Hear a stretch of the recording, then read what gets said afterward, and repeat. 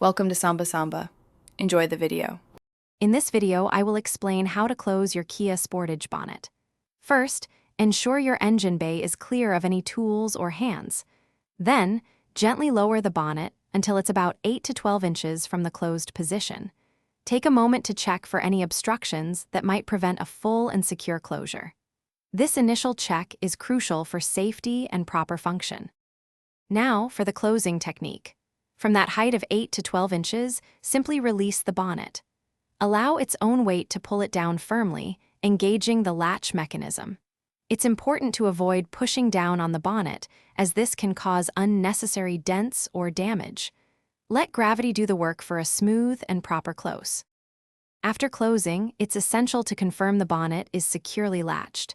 Gently try to lift the front edge of the bonnet. If it's properly closed, it won't move or lift up. Also, visually check for any gaps between the bonnet and the car body. A secure bonnet ensures safety and prevents unexpected opening while driving.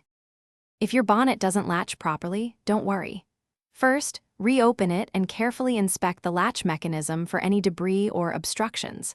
Sometimes, applying a small amount of lubricant to the latch can help it operate smoothly.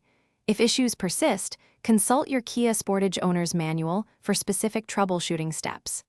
Safety first. Thanks for watching. Consider subscribing if we helped you.